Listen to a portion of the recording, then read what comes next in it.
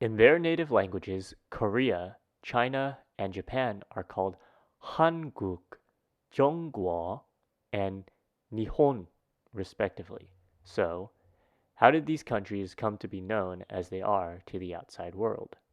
First, Korea. The land of the Korean peninsula is split between two Korean states, South Korea, a republic known as the Republic of Korea, or 대한민국, and North Korea, a hereditary dictatorship known as the Democratic People's Republic of Korea, 조선민주주의인 민공화국. This split occurred after World War II in 1945 and was galvanized after the Korean War took place from 1950 to 1953. Korea's modern name comes from the word Goryeo. But what is Goryeo and what did Korea do to get this name? First, let's look at some Korean history.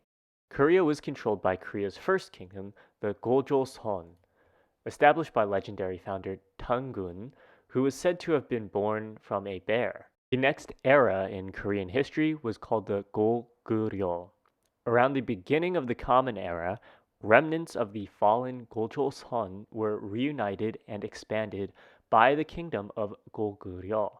This period was then followed by unification. In 668, the Silla united the three kingdoms of the Goryeo period, and the United Kingdom of Korea was known as the Samhan, or Three Great Kingdoms.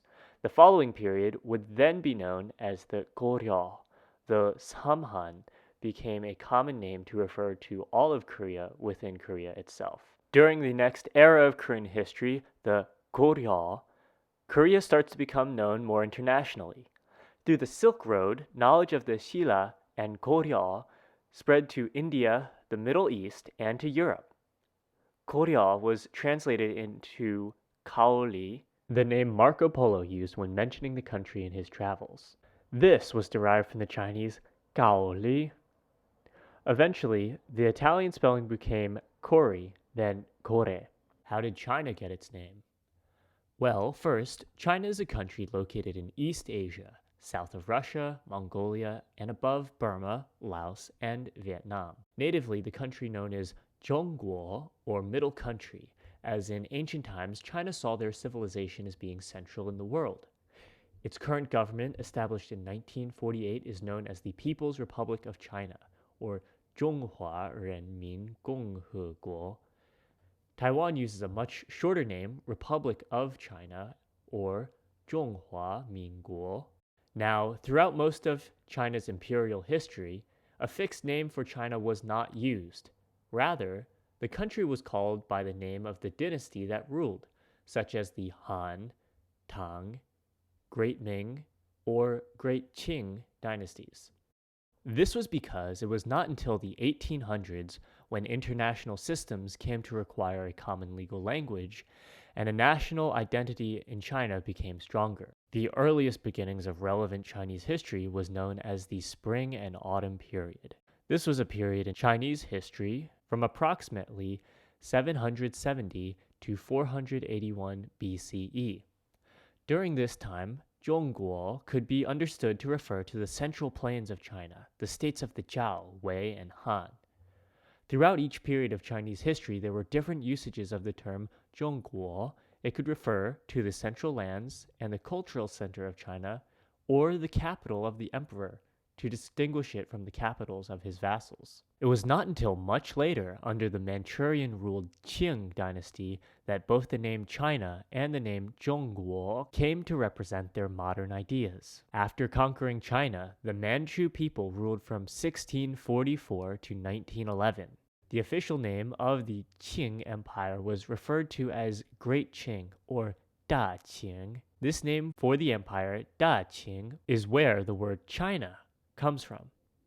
I personally suspect that Qing was taken by a Romance language such as Italian or Portuguese and turned into Qin, or China, that we have today.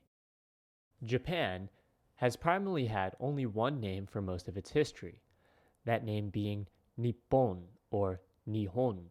Where did Nippon come from? You may have heard that Japan was first referred to as Wakoku, or Woguo in Chinese, this meaning dwarf country. Not satisfied with such a name, the name Nippon began to appear in place of Woguo in the 7th century. The Chinese history, the Old Book of the Tang, states that the Japanese envoy disliked his country's name Woguo and changed it to Nippon, which is pronounced as Nippon in Cantonese. And later, Chinese Empress Wu Zetian ordered the formal change of this name. The characters Nippon means sun's origin. The sun plays an important role in Japanese mythology and religion, as the emperor is said to be the direct descendant of the sun goddess Amaterasu, the most important god in Japan's native Shinto religion. We still haven't found out where the modern word Japan comes from. As you might have guessed, the English word for Japan came to the West from early trade routes and famous explorer Marco Polo. In ancient Cantonese and in modern Toyanese, a language in the Yue Chinese subgroup, Nippon is pronounced as Nippon, which sounds nearly identical to Nippon. However, Marco Polo and other travelers' first knowledge of Japan did not come from these areas in China, nor from Japan itself, but from Indonesian, Malaysian, or possibly Wu Chinese. This pronunciation was written down by Marco Polo as Sipangu. Even today, the Malay and Indonesian words for Japan are Jepang, Jipang, or Jepun, which have not changed, and this naming was the first encountered by European traders. Thus, the name Japan was born.